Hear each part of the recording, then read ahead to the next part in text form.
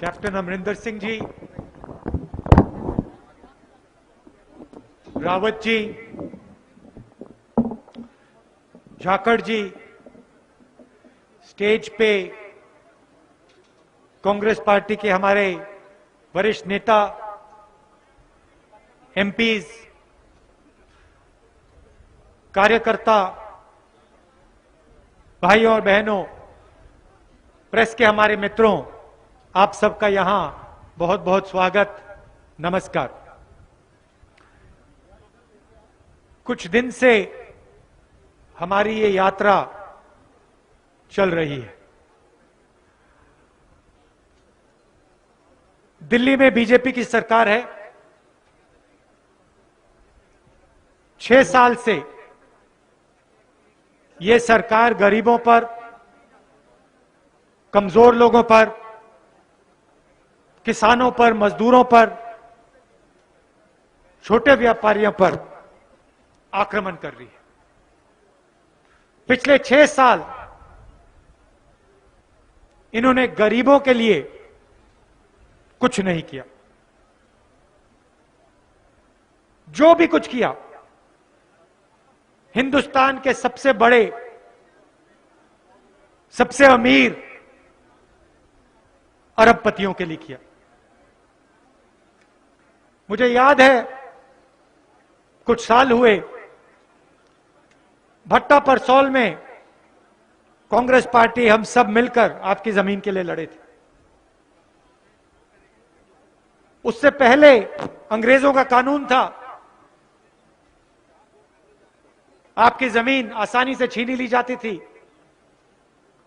सही रेट नहीं मिलता था। कानून के बाद मार्केट रेट से 4 गुना आपको मिलता है। बहुत किसानों का फायदा हुआ। मेरे ऊपर आक्रमण हुआ। प्रेस के जो मित्र हैं, इन्होंने रोज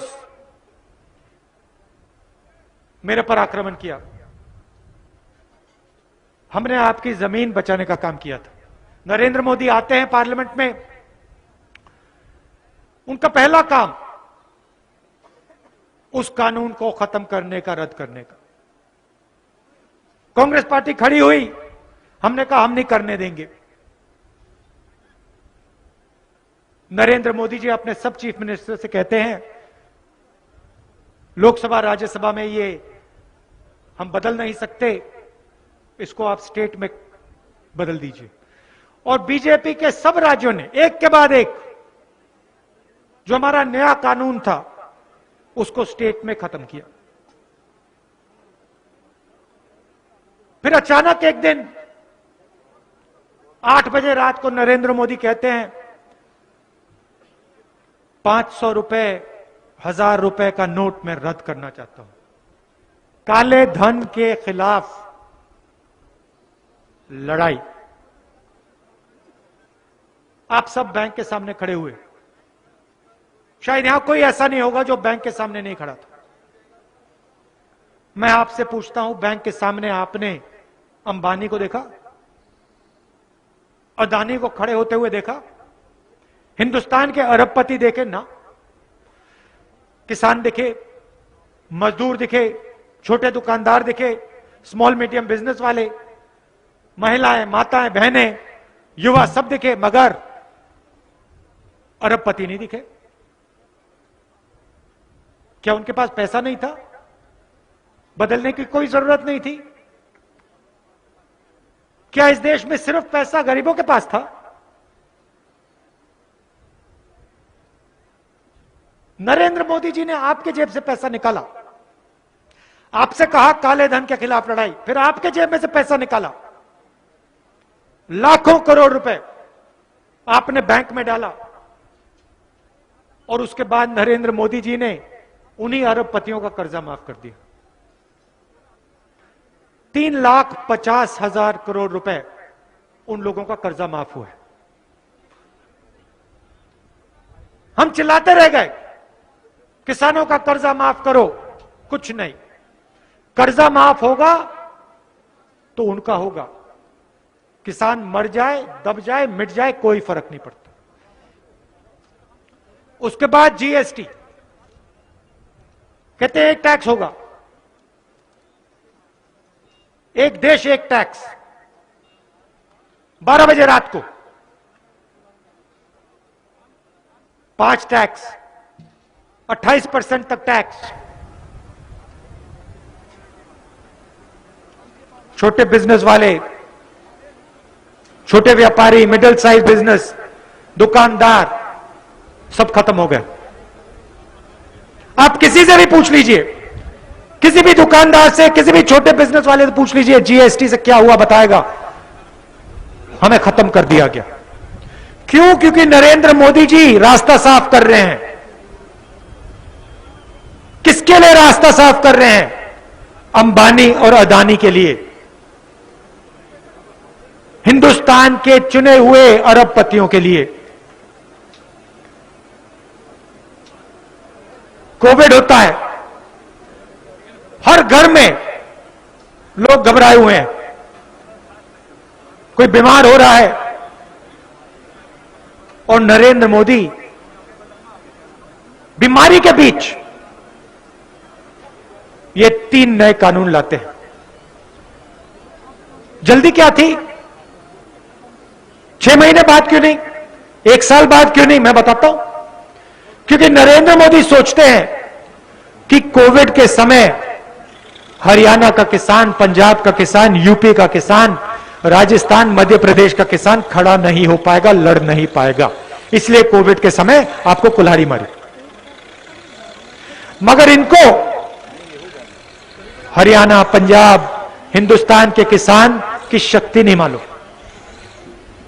इनको यह नहीं मालूम कि यह किसान दबने वाला नहीं है, डरने वाला नहीं है, यह मर जाएगा मगर अपने हक के लिए लड़ जाएगा। फिर कहते हैं किसानों को आजादी दी। किसान के हित में कानून बनाया। अच्छा, अगर यह कानून किसान के हित में था तो पार्लियामेंट में आपने डिबेट क्यों नहीं की? पार्लियामेंट में आपने विपक्ष को बोलने क्यों नहीं दिया? बिना कोई बातचीत आपने यह कानून क्यों पास किया?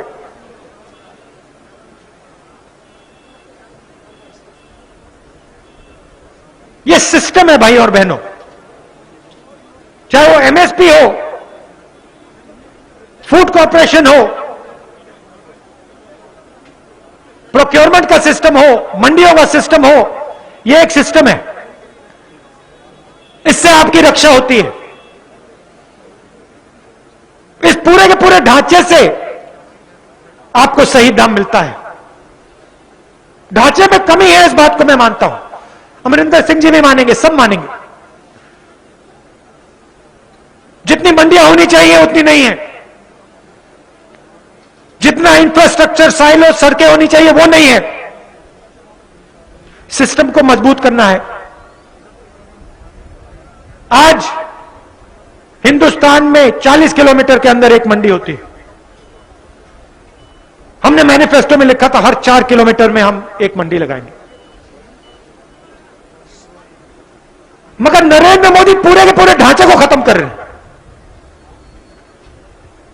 कहते मंडियों की कोई जरूरत नहीं। हजारों मंडी है हिंदुस्तान में। हर मंडी में किसान, मजदूर, लोडर, व्यापारी काम करते हैं। पूरे हिंदुस्तान को देखें तो लाखों लोग काम करते हैं। मंडियां बंद हो जाएंगी तो इनका क्या होगा? कहां जाएंगे? अंबानी, अदानी तो पूरे के पूरे मामले को मैकेनाइज कर देंगे, मशीनों से काम निकालेंगे। तो ये जो लोग मंडिया में काम करते हैं, लाखों लोग, ये सब के सब बेरोजगार होंगे। मोदी जी कहते हैं मैं इनको आजादी दे रहा हूं। अच्छा, यहां हम सड़क पे आए, ये सड़क कौन बनाता है? कौन से पैसे से बनती हैं? ये क्या अंबानी ने बनाई क्या? ये अदानी ने बनाई क्या? नहीं, ये मंडी टैक्स से बने। मंडी टैक्स से जो आप पैसा देते हो वो सड़क बनाता है। नरेंद्र मोदी जी कहते हैं किसान अब कहीं भी अपना माल बेच सकता है। अरे भाई, सड़क नहीं होगी तो कहां जाएगा किसान, कैसे जाएगा किसान?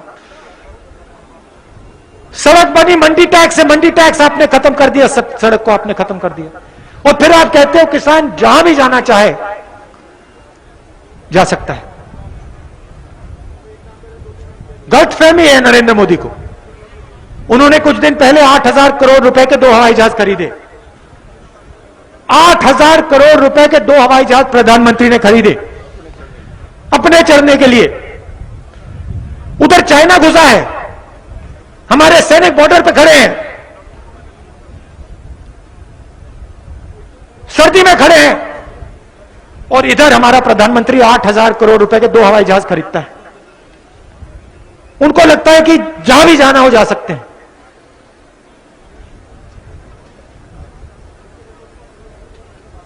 यह आपकी लड़ाई है, और मैं आपको बता रहा हूं, गारंटी करके बता रहा हूं। देखिए, फरवरी में मैंने बता दिया था कि कोरोना से हिंदुस्तान को जबरदस्त नुकसान होने वाला है, अर्थव्यवस्था नष्ट होने वाली है। नरेंद्र मोदी ने मेरा मजाक उड़ाया, बीजेपी के सब लोगों ने मजाक उड़ाया। 6 महीने बाद आपने देखा क्या हुआ। मैं आज आपको बता रहा हूं, अगर ये कानून लागू हो गए, अगर ये कानून लागू हो गए, हिंदुस्तान का किसान, हिंदुस्तान का मजदूर गुलाम बन जाएगा। किसका? अंबानी का, अदानी का। 1-2 साल में जो आपकी जमीन है वो आपकी नहीं रहेगी, वो भी इनकी हो जाएगी। मानना नहीं है, मानिए मत, सुनने की कोई जरूरत नहीं, मगर याद रखना, अमरिंदर सिंह जी, राहुल गांधी आए थे, उन्होंने कहा था कि हमारी जमीन जाएगी, हमारे बच्चों का भविष्य जाएगा। सही कहा था। एक्शन लेने का समय अभी है भाई और बहनों। अगर आप 6 महीने 1 साल रुक गए फिर कोई फायदा नहीं होगा, और नुकसान सिर्फ किसान को नहीं, नुकसान सिर्फ खेत मजदूर को नहीं, छोटे व्यापारी को नहीं। लोग सोचते हैं हमारा कुछ नहीं जाएगा, बाकी लोग सोचते हैं ठीक है, किसान खत्म हो गया तो क्या होगा, मजदूर खत्म हो गया तो क्या होगा, मगर वो बात नहीं समझते। जो भोजन वो खाते हैं, जो रोटी वो खाते हैं, जो दाल वो खाते हैं, वो आप लोग दिलवाते हो। अगर आप खत्म हो गए तो हिंदुस्तान की फूड सिक्योरिटी खत्म हो गई। अगर हिंदुस्तान की फूड सिक्योरिटी खत्म हो गई तो पूरा का पूरा हिंदुस्तान एक बार फिर गुलाम हो जाएगा। तो यह लड़ाई सिर्फ पंजाब की नहीं, यह लड़ाई सिर्फ किसानों और मजदूरों की नहीं, यह हिंदुस्तान की लड़ाई। यह मैं आपको कहना चाहता हूं। आप जानते हो, आप जानते हो कि इन 3 कानून के पीछे क्या सोच। आज कोई मुश्किल होती है, आप मंडी में जाते हो, जाकर जी ने कहा, आपको वहां पे अलग अलग व्यापारी मिलते हैं, एक अच्छा नहीं लगा तो दूसरे से बात कर ली। किसी ने आपको ठगा,